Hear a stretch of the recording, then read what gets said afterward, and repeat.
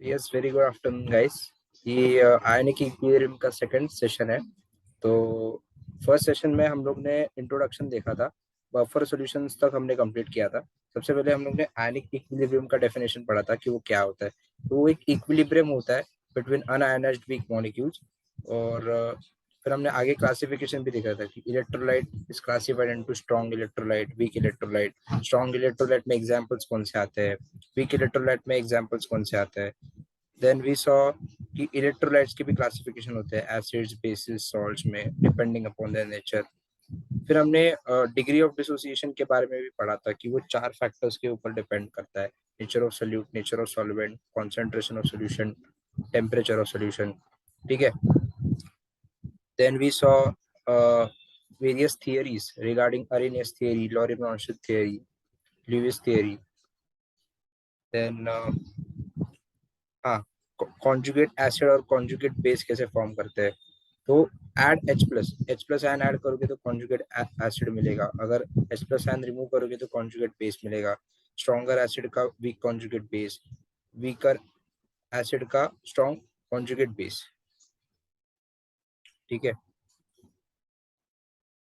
फिर हमने हाँ, के डब्ल्यू के बारे में फॉर्मूलाज पढ़ा था। K W is the autoprotolysis product, ionic product of H plus and O H minus ions. Okay. और इसका वैल्यू 10⁻⁻14 होता है। फिर हम लोग ने p H p O H के फॉर्मूलेज देखे। Then p H plus p O H equal to 14 ये देखा। Then we saw Ostwald dilution law, जो कम्प्लीटली डाइल्यूट सॉल्यूशंस के ऊपर डिपेंड होता है। ठीक है। के ए के B, dissociation constant of acid, dissociation constant of base, and this table talks about अगर आपको कॉन्सेंट्रेशन दिया रहेगा क्वेश्चन में, जैसे 10⁻⁻4, 10⁻⁻5, तो आप डायरेक्टली उसका पीएच पीओएच कैलकुलेट कर सकते हो। Okay, without taking log. Okay, power देख के आ जाएगा। देन बफर्स हमने देखा था कल, 3 टाइप्स के बफर होते हैं, एसिडिक, बेसिक और न्यूट्रल बफर। जो बफर होगा वो वीक होगा। अगर एसिडिक बफर है तो वीक एसिड और सॉल्ट ऑफ स्ट्रॉन्ग बेस रहेगा। अगर बेसिक बफर है तो week base and salt of strong acid रहेगा। ठीक है। अगर मिक्स्ड बफर है, न्यूट्रल बफर है, तो salt of week acid and weak base. समझ रहे हो। ठीक है। तो आज का टॉपिक स्टार्ट करते हैं। तो हेंडरसन हैजलबैच इक्वेशन, अभी ये इक्वेशन से हम लोग को क्या मिलता है, तो we get pH. Okay, we calculate pH. PH के 2 फॉर्मूलाज अभी प्रेजेंटली है। लास्ट लेक्चर में हम लोग ने पीएच का एक फॉर्मूला देखा था, negative log to the base 10 concentration of H plus ions. अभी ये लेक्चर में हम लोग एक ऐसा इक्वेशन देखेंगे जहां पे कॉन्सेंट्रेशन ऑफ सॉल्ट भी ऐड होता है। देखो, P K a plus log to the base 10 concentration of salt upon concentration of acid. अभी इसमें क्या होता है कि आपको जो डिसोसिएशन कांस्टेंट ऑफ एसिड जो दिया जाएगा के ए, ये के ए जो है, ये के का वैल्यू दिया जाएगा। वो के के वैल्यू को हम लोग को लॉग लेना है। ठीक है। हम लोग ने देखा था पी एच, पी के ए, पी के डब्ल्यू, इन ये सब क्या होते हैं, ये पोटेंशियल होते हैं एक वैल्यूज का। ठीक है। तो हम लोग को क्या करना है, क्वेश्चन में अगर के ए का वैल्यू अगर दिया रहेगा ना, तो उसको लॉग लेंगे। लॉग लेने के बाद हम लोग को पी के ए आएगा। ठीक है। तो हम हमारा फर्स्ट स्टेप क्या होगा, टू कैलकुलेट पी के। सेकेंड स्टेप, आपको क्वेश्चन में कॉन्सेंट्रेशन ऑफ सॉल्ट और कॉन्सेंट्रेशन ऑफ एसिड दिया जाएगा, तो दोनों को ना आपको डिवाइड करके लॉग लेना है। ठीक है। फिर आपको सेकेंड टर्म मिलेगा, फिर फर्स्ट टर्म और सेकेंड टर्म को ऐड करके आपको पीएच मिल जाएगा। ठीक है। सिमिलरली यहाँ पे गलत लिखा है, पीओएच के लिए भी वैसे ही होता है। पीओएच में क्या होगा, पी के बी होगा, क्योंकि पीओएच निकाल रहे हैं ना, बेसिक कैरेक्टर है, तो p K b plus log to the base 10 concentration of salt upon base आएगा। ठीक है। अगर पीओएच निकाल रहे हो तो डिनोमिनेटर में बेस, अगर पीएच निकाल रहे हो तो डिनोमिनेटर में एसिड। ठीक है। ऊपर सॉल्ट ही रहेगा। सॉल्ट कटैन और अनैन से बनता है। ठीक है। एसिड, एसिड में H प्लस आयंस होंगे। ओके। और बेस में OH माइनस आयंस। ठीक है। ओके। तो बफर कैपेसिटी ये टर्म देखते हैं। तो ये एक मेजर है कि how small the pH changes on addition of small amount of acid और बेस। ओके। अभी हम लोगों ने देखा था कि बफर क्या होता है। बफर की टेंडेंसी होती है to oppose any kind of change when we add acid और बेस। ठीक है। तो वो कितने हद तक रोकता है, ये बफर कैपेसिटी बताता है हम लोग को। ठीक है. बफर कैपेसिटी टेल्स अस कि how small the pH changes, okay, on addition of small amount of acid और बेस. सपोज एक सोल्यूशन में मैं small amount of acid H2SO4 या तो HCl डाल रहा हूँ, नहीं तो बेस डाल रहा हूँ NaOH समथिंग KOH, ओके. तो स्मॉल अमाउंट ऑफ एसिड और बेस की वजह से मेरा पीएच कितने हद तक चेंज हो रहा है, कितने एक्सटेंट तक चेंज हो रहा है, ये डिटरमाइन करता है बफर कैपेसिटी. ठीक है. तो smaller the change more is the buffer capacity. Okay, क्योंकि सिंपल है ना, बफर का डेफिनेशन क्या है?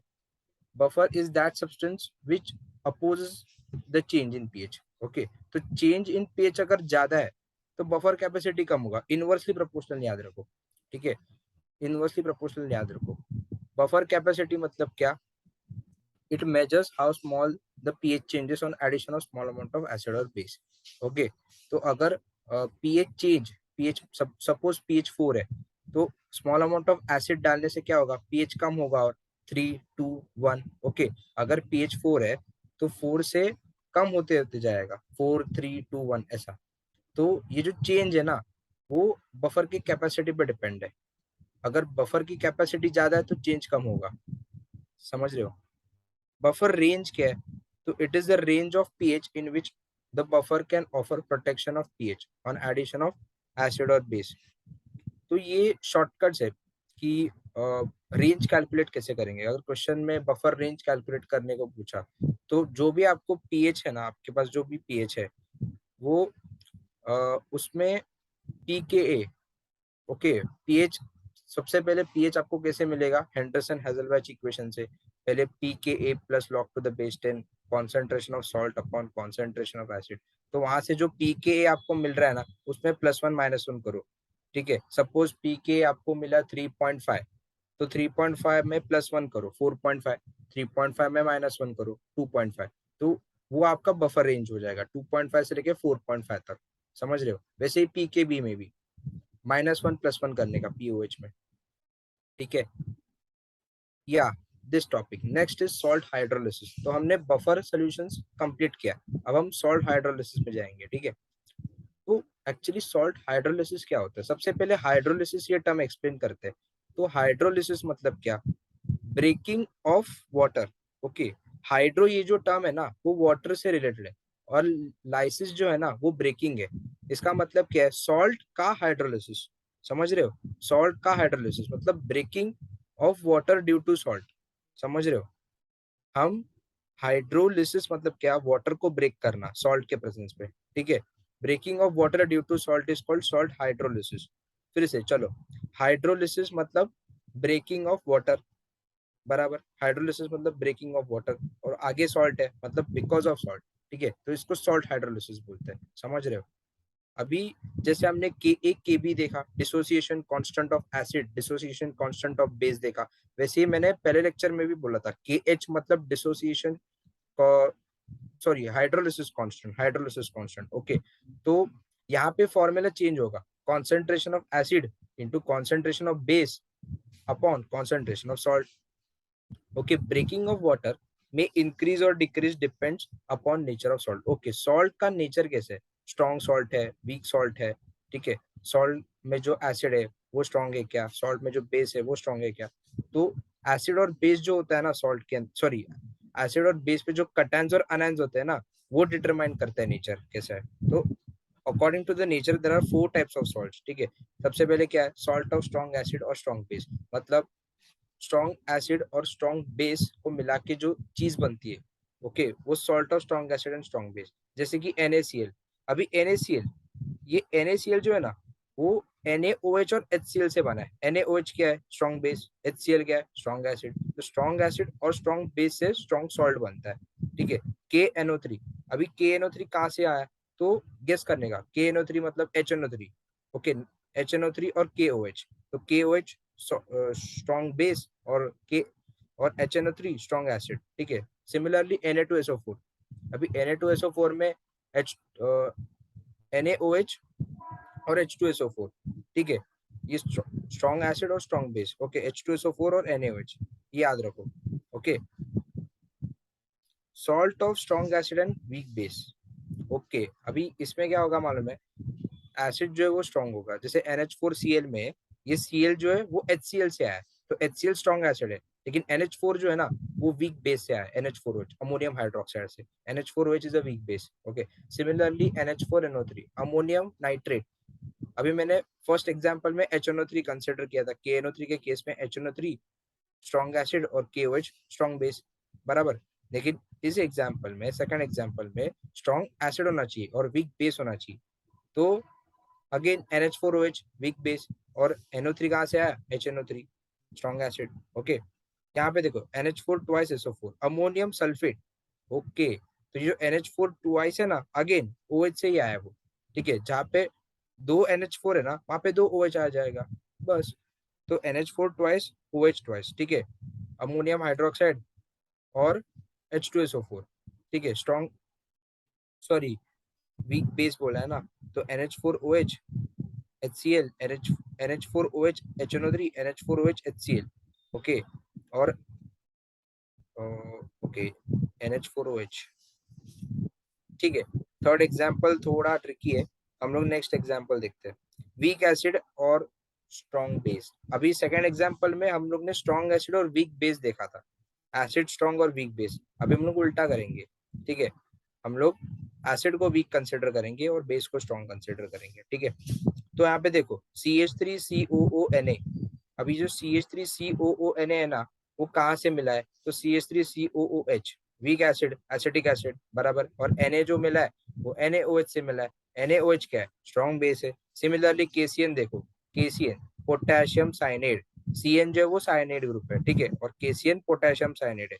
तो KCN कहाँ से मिला, तो KCN तो वीक एसिड यानी कि HCN से मिला। एसिड बोला H ऐड करने का, बेस बोला OH ऐड करने का, के साथ OH आएगा। Potassium hydroxide is a strong base, so we add OH with K। Okay, और CN के साथ H ऐड करने का, HCN। समझ रहे हो, Na2CO3 यहाँ पे वीक एसिड है ना, तो हाइड्रोजन कार्बोनेट। ओके, और स्ट्रॉन्ग बेस। ठीक है, Na2CO3 में H2CO3 हाइड्रोजन कार्बोनेट, ये क्या हो जाएगा, वीक एसिड हो जाएगा, और स्ट्रॉन्ग बेस NaOH। ठीक है, अभी last, salt of week acid and weak base. Okay, अभी इस पे क्या है, दोनों वीक है, मतलब एसिड भी वीक, बेस भी वीक। समझ रहे हो, CH3COONH4। ठीक है, ये क्या है, ammonium acetate. Okay, ammonium acetate, तो अमोनियम एसिटेट मतलब क्या है, NH4 जो अमोनियम है, और CH3COO माइनस, ये क्या है, एसिटेट है। तो CH3COO कहाँ से आया, एसिटिक एसिड से। NH4 कहाँ से आया, NH4 तो NH4OH से आया, जो कि वीक बेस है। सिमिलरली NH4CN, अगेन HCN जो है वीक एसिड, NH4OH जो है वीक बेस। तो वीक एसिड और वीक बेस से हम लोग को सॉल्ट मिलता है। समझ रहे हो, तो ये चार टाइप्स ऑफ सॉल्ट कवर हो गए। ठीक है, सॉल्ट हाइड्रोलिसिस का डेफिनेशन हो गया। ओके, केस हम लोग को हाइड्रोलिसिस कांस्टेंट का फॉर्मूला मिल गया। ठीक है, नेक्स्ट है, ओके, अभी ये फॉर्मूले ज्यादा तो CET में नहीं पूछते, बट जेई में पूछ सकते हैं। ठीक है, कंक्लूजन निकाला है कि out of 4 types of salt, salt of strong acid and salt and strong base do not undergo hydrolysis. Okay, मतलब इसका मतलब क्या है कि एसिड अगर स्ट्रॉन्ग है, बेस अगर स्ट्रॉन्ग है, तो हाइड्रोलिसिस नहीं होगा। ठीक है, हाइड्रोलिसिस नहीं हो सकता। ठीक है, बाकी रिमेनिंग 3 टाइप जो है ना, वो हाइड्रोलिसिस दिखाएंगे। ठीक है, ये याद रखो। ठीक है, सॉल्ट ऑफ स्ट्रॉन्ग एसिड और स्ट्रॉन्ग बेस, ये क्या करेंगे, ये हाइड्रोलिसिस नहीं दिखाएंगे, बाकी सब हाइड्रोलिसिस दिखाएंगे। तो 4 टाइप याद रखो, salt of strong acid, strong base. ठीक है, salt of strong acid, weak base. Okay, अभी उल्टा करो, third, salt of weak acid और स्ट्रॉन्ग बेस। अभी fourth, week acid weak base. समझ रहे हो, अभी केएच का हमने पहले फॉर्मूला दिखा था। केएच का हमने कौन सा फॉर्मूला देखा था, कॉन्सेंट्रेशन ऑफ एसिड, ये देखो यहाँ पे, concentration of acid into concentration of base upon concentration of salt, ये केएच का पहला फॉर्मूला है। अभी केएच का दूसरा फॉर्मूला कौन सा है, तो ये देखो, ये यहाँ पे केएच के 3 फॉर्मूलेस दिए, लेकिन विद रिस्पेक्ट टू, देखो अभी इसको बाहर कैसे करेंगे, मैं आपको ट्रिक देता हूँ। ठीक है, तो KH is equal to KW upon KB। ठीक है, अभी हाइड्रोलिसिस हो रहा है ना, ब्रेकिंग ऑफ वाटर हो रहा है, तो इसमें वाटर का हाइड्रोलिसिस कांस्टेंट, तो जैसे ऑटो प्रोटोलिसिस में KW था ना, KW। ओके, वो हम लोग को यहाँ पे कंसिडर करना है, क्योंकि हाइड्रोलिसिस हो रहा है, तो KH और KW, KW हमेशा वाटर के टर्म्स में पकड़ो, ठीक है। उसको अगर याद करना है तो वाटर के टर्म्स में पकड़ो, ठीक है। केबी जो है डिसोसिएशन कांस्टेंट ऑफ बेस है, यहाँ पे डिसोसिएशन कांस्टेंट ऑफ एसिड है, और यहाँ पे दोनों का प्रोडक्ट ही दिया है, ठीक है। अभी सुनो, ठीक है। मैंने क्या बोला, सॉल्ट ऑफ स्ट्रॉन्ग एसिड और स्ट्रॉन्ग बेस का हाइड्रोलिसिस नहीं हो सकता, लेकिन तीन टाइप का, जो आगे के तीन टाइप है ना, strong acid weak base, weak strong base weak acid, okay, weak acid weak base, ये तीनों का हो सकता है। अभी सबसे पहले देखो स्ट्रॉन्ग एसिड और वीक बेस, अभी बफर में भी हम लोग ने देखा था, जो वीक है वो पहले आता है, जैसे एसिडिक बफर में weak acid and salt of strong base, basic buffer में weak base and salt of strong acid. अभी यहाँ पे क्या हो रहा है, strong acid and weak base, तो जो वीक है ना वो डिनोमिनेटर में आ जाएगा, जैसे कि केबी, ठीक है। यहाँ पे देखो सेकंड में देखो, salt of week acid and strong base, weak acid बोला है ना, तो डिनोमिनेटर में के ए आ गया, ठीक है। और यहाँ पे देखो डिनोमिनेटर में दोनों आ गए, क्योंकि दोनों वीक है, समझे।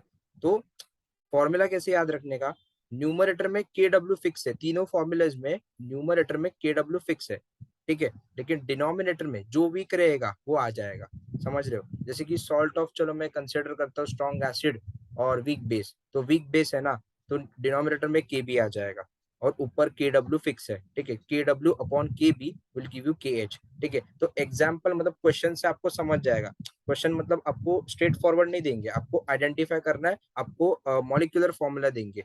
सपोज आपको H2SO4 दिया है और NH4OH दिए, NH4OH दिया है आपको, तो NH4OH जो वो वीक बेस है, तो उसका जो Kb हम लोग कैलकुलेट करेंगे ना, वो डिनोमिनेटर में आ जाएगा, और Kw का वैल्यू हम लोग को मालूम है 10⁻⁻14, वो हम लोग न्यूमरेटर में लेंगे। तो हम लोग जब ये डिवीजन परफॉर्म करेंगे, हम लोग को केच का वैल्यू आ जाएगा। तो हम लोग ने केच के टोटल 4 फॉर्मूलाज देखे, पहला concentration of acid into concentration of base into upon concentration of salt, ये देखो ये फर्स्ट।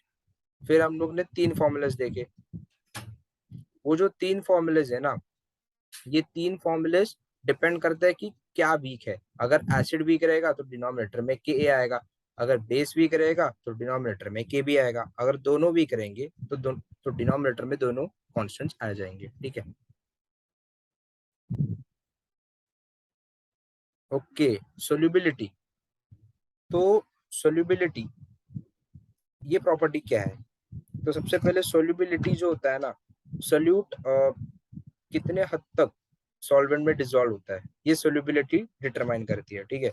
अभी 3 टाइप्स के सॉलिड्स होते हैं, ठीक है, जो सोल्यूबिलिटी को क्लासिफाई करते हैं। जैसे कि अब यहाँ देखो सोल्यूबल सॉल्ट, अभी सोल्यूबल सॉल्ट वर्ड से ही हम लोग को समझ रहा है कि ये सॉलिड जो है ना वो कंप्लीटली सोल्यूबल होंगे, एकदम अच्छे से सोल्यूबल होंगे, ठीक है। नेक्स्ट हम लोग क्या देख रहे हैं, स्लाइटली सोल्यूबल, मतलब इनका सोल्यूबिलिटी थोड़ा वीक रहेगा, ठीक है। And last sparingly soluble solid, मतलब ये बहुत कम डिसॉल्व करेंगे, बहुत कम सोल्यूबल होंगे, समझ रहे हो। तो तीन हम लोग सोल्यूबिलिटी का क्लासिफिकेशन 3 टाइप्स ऑफ सॉलिड से हम लोग डिफाइन करेंगे। सबसे पहला सोल्यूबल सॉलिड्स, फिर स्लाइटली सोल्यूबल, फिर स्पेरिंगली सोल्यूबल, ठीक है। स्पेरिंगली सोल्यूबल बहुत कम सोल्यूबल होगा, ठीक है। स्लाइटली सोल्यूबल हल्का, मतलब थोड़ा तो सोल्यूबल होगा ही, समझ रहे हो। अभी इन सॉलिड्स के नाम हम लोग ने याद रखे कि soluble, slightly soluble, sparingly soluble, तो अभी हम तीनों का उनके कॉन्सेंट्रेशन भी याद रखना चाहिए। जैसे कि सोल्यूबल सॉलिड्स है ना, उनका सोल्यूबिलिटी है 0.1 मोलर से ज्यादा होता है, हमेशा हमेशा 0.1 मोलर से ज्यादा ही होगा, 0.1 मोलर भी नहीं होगा, 0.1 से ज्यादा ही होगा, ग्रेटर देन बोला है, ठीक है। मतलब 0.2, 0.3, 0.5, समझ रहे हो, ठीक है। ये सबसे, इसका सोल्यूबिलिटी सबसे ज्यादा है, इसलिए ये सोल्यूबल है, समझ रहे हो। सोल्यूबिलिटी है ना, एक बताता हूँ, सोल्यूबिलिटी और मोलरिटी, ठीक है, दोनों का यूनिट क्या है, मोलर है, ठीक है, मोल्स पर लीटर कुछ तो बराबर, तो दोनों का यूनिट सेम है, समझ रहे हो। ओके, फिर नेक्स्ट है कि सोल्यूबिलिटी बिटवीन 0.01 मोलर और 0.1 मोलर, ठीक है। स्लाइटली सोल्यूबल, मतलब जो 0.01 और 0.1 के बीच पे जो आता है वो स्लाइटली सोल्यूबल, ठीक है। और जो 0.01 से भी छोटा है वो स्पैरिंगली सोल्यूबल, समझ रहे हो। अभी ये लास्ट टॉपिक है सोल्यूबिलिटी प्रोडक्ट, फिर अपना चैप्टर हो जाएगा, बस 2 लेक्चर में हम लोगों ने चैप्टर कंप्लीट किया, ठीक है। अभी के एस पी है ना, ये फॉर्मूला आपको बोर्ड, सी टी जी तीनों में आएगा, तो ये बेसिक है, हम लोग को ये करना पड़ेगा, ठीक है। तो ये कैसे बात करेंगे, तो के एस पी जो है सबस्क्रिप्ट में एस पी है, मतलब सोल्यूबिलिटी प्रोडक्ट है, तो it is equal to X raise to X, Y raise to Y, S raise to power में X plus Y, where capital X and capital Y are coefficients of ions. ठीक है, अभी समझो मौलिक compound से explain करते हैं। ठीक है, AgBr, अभी AgBr में Ag जो है वो सिल्वर मेटल है और Br जो है वो हेलोजन है, दोनों का जो चार्ज है वो +1 -1 है, बराबर। फिर MgOH2 में Mg जो है वो मैग्नीशियम मेटल है, उसका वैलेंसी +2 है, और OH जो है वो 2 है। ओके, OH पर आयन जो है उसका चार्ज -1 है, लेकिन यहाँ पे 2 है। क्यों? क्योंकि MgOH को MgOH ट्वाइस स्टेबल होने के लिए Mg का वैलेंसी +2 है, लेकिन OH का वैलेंसी -1 है, तो हम लोग 2 OH लेंगे तब जाके MgOH2 स्टेबल होगा। ठीक है, और दोनों एक्वियस फॉर्म में होना चाहिए। ठीक है, क्योंकि हम लोग सोल्यूबिलिटी के ऊपर डिस्कस कर रहे हैं कि कंपाउंड सोल्यूबल सॉल्वेंट में होना चाहिए, समझ रहे हो। तो केएसपी कैलकुलेट कैसे करते हैं देखते हैं। ठीक है, ये जो स्क्वायर ब्रैकेट्स है, again these square brackets define us about concentrations. Okay, तो AgBr, राइट, तो AgBr में एक Ag है, बराबर, और एक Br है।